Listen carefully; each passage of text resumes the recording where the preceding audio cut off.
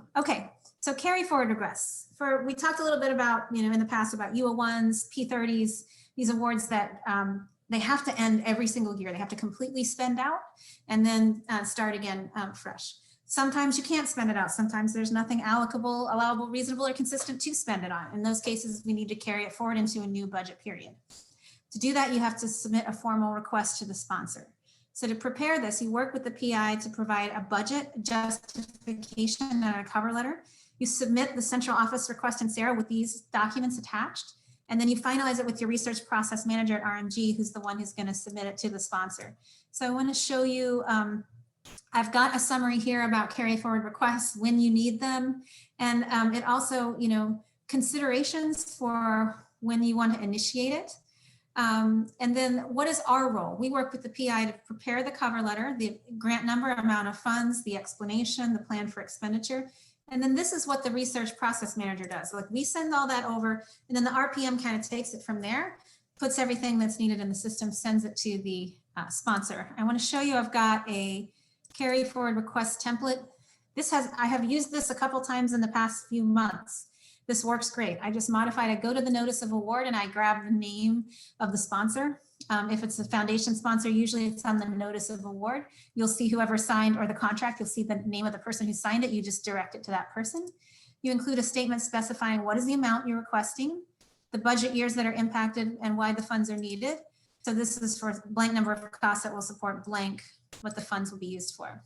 So then you include, and this is the part that the PI has to do, is prepare the scientific justification for why the carry forward is needed, and make sure it ties to the specific aims and incorporates information specific to outgoing subcontracts, and then include a justification for how the funds will be spent.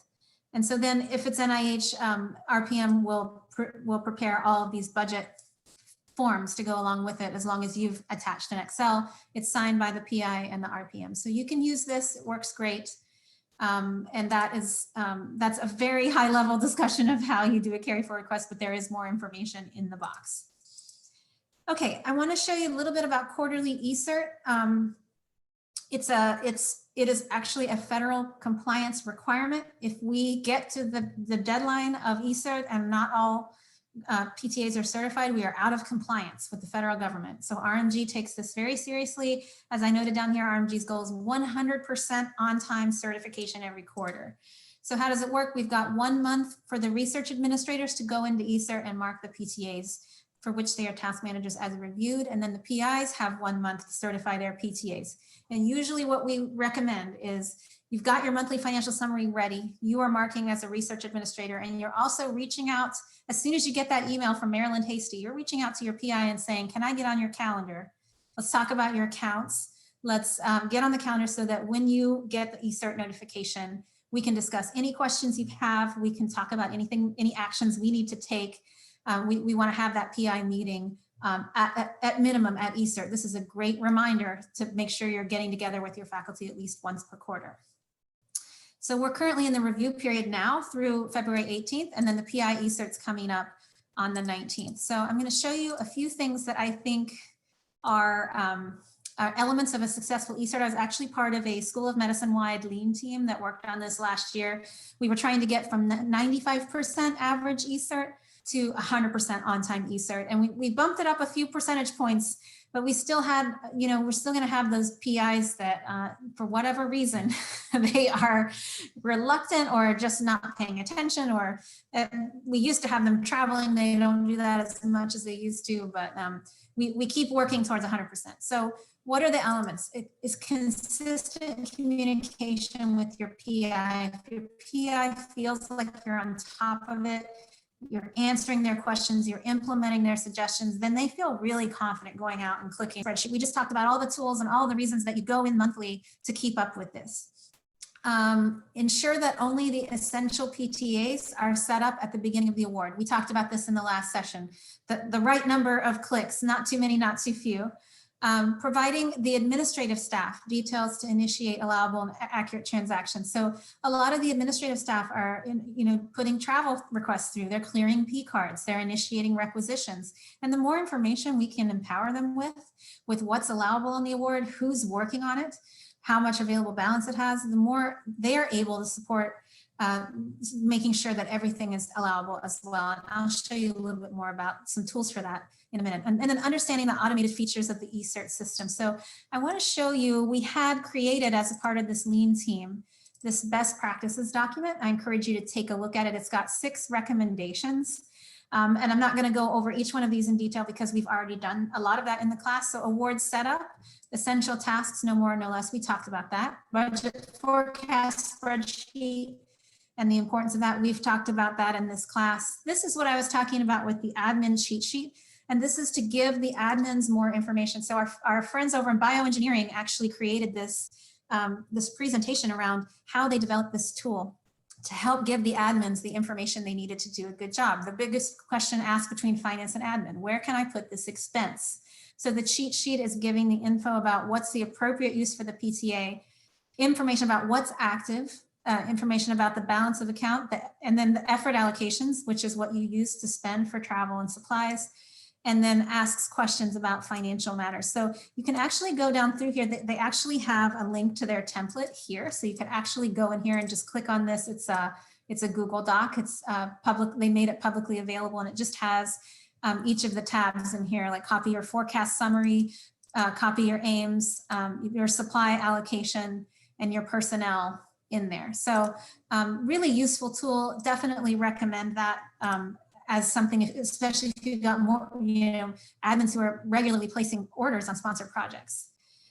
Quarterly checklist. There's a ton of rich information on the Office of Sponsored Research website. Do Research and RMG all have their own quarterly checklists. So you get to pick your flavor, what it is going to help you the most in terms of what ought you to be monitoring every quarter to make sure. And I know, especially as a new research administrator, something that I experienced was, what am I not thinking of? What do I not know that might come out and jump at me and cause a problem because I just don't have the experience? These quarterly checklists are going to help you answer those questions and feel, make sure that you're checking all the boxes and that you haven't missed anything.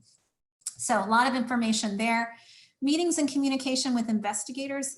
We've talked a little bit, Debbie talked about it on the pre-award side, the importance of sitting down and meeting with the PI and learning about their research.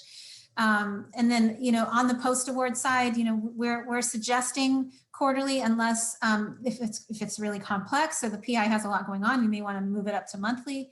And then whenever, we talked about this, we talked about context, and this is another way of saying that, options for decision making. Whenever you need a decision from a PI, present 1 or 2 options that you think might be relevant.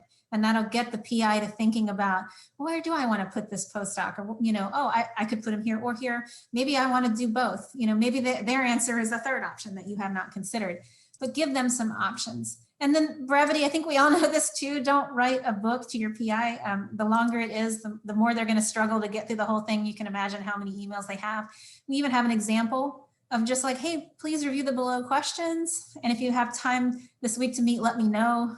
And then you've got like all your detailed information kind of below the signature line. So some recommendations there. And then the last one, we called it quirks of eCert, just some things that are unique to the to the system that I want to show you guys, especially because you have your eCert meetings coming up soon. Some things that will help you kind of navigate that experience. So I have actually overseer access. So right now you're seeing the overseer view, and I just want to show you one thing. There is an option here for what's called a temporary task manager reassignment.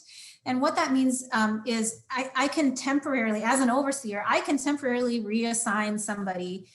Say your colleague is regularly the person who manages that PTA, but they are suddenly out sick.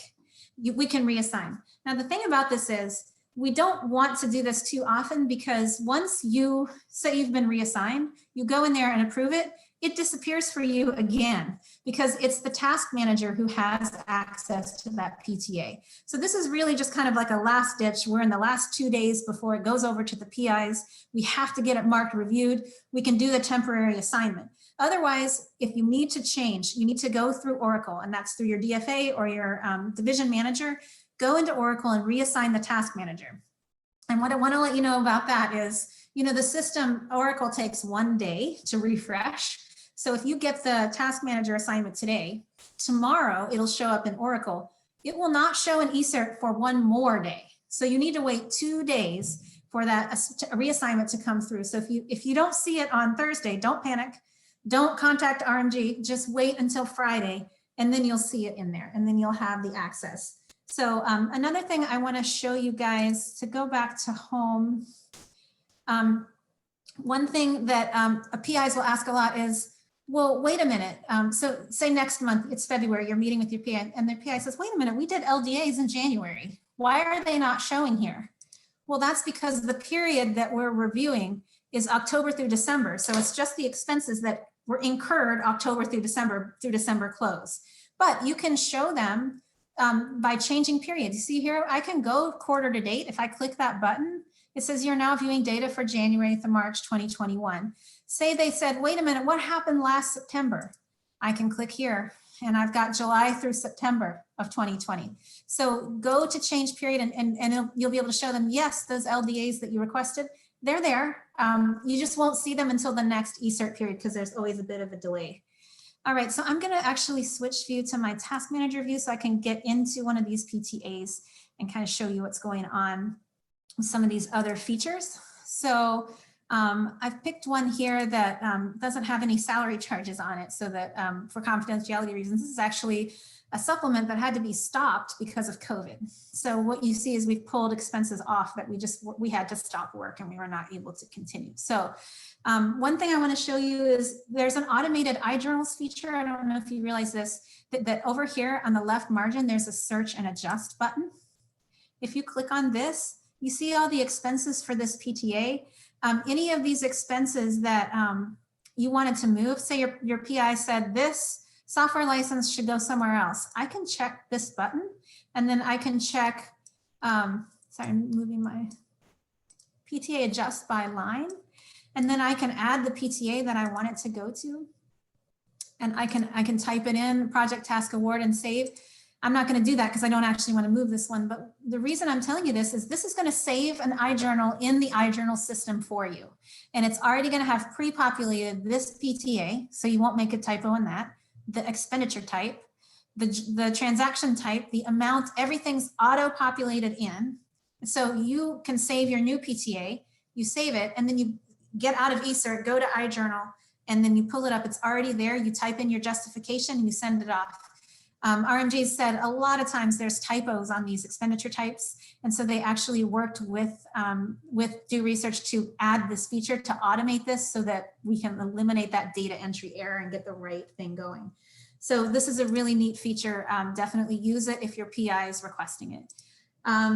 Another one, I just want to point out that when you do go into these, you have an option to make comments, and sometimes the PIs like to have a little correspondence with you here. And we don't mind that, but we do want to make sure that PIs understand that anything that you type in here is viewable to an auditor. So sometimes the PI will say something crazy like, none of these expenses are allowable, they should all be removed. And you know, this is probably not accurate. And you're gonna have to then write back and in the eCert system and explain everything point by point. And you wanna encourage your PI, it's okay to leave a comment, but make sure that you're comfortable with any auditor 20 years down the line, between now and 20 years, reading that comment. And so I will often put it in an email instead, like, hey, I've certified this, just a few notes about some of the projects that I'm working on changes, you'll see them in the next quarter. I just think less is more when it comes to the comments box, my personal preference. And then I think the other thing that we talked about in eCert lean team a lot was negative balances. Like this one, like the PI's eyes like going, there's a $29,000 deficit, you know, but this is, you know, there's usually a reason, you know, the problem with eCert is it's just 3 discrete months.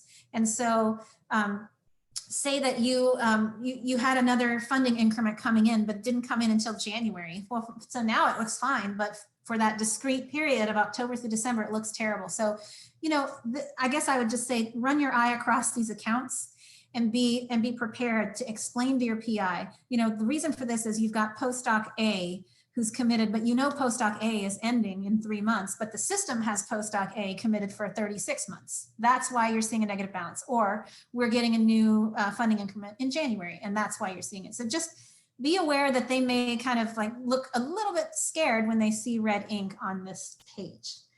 Okay, those are the things I wanted to show you about eCert. Let's go to class exercise 2. We're in an eCert meeting. For each question, type into the chat box the feature that from what the features I just demoed, which one would you use to answer it? So for number 1, can we move this charge to a different award? Which feature would you use to answer that question?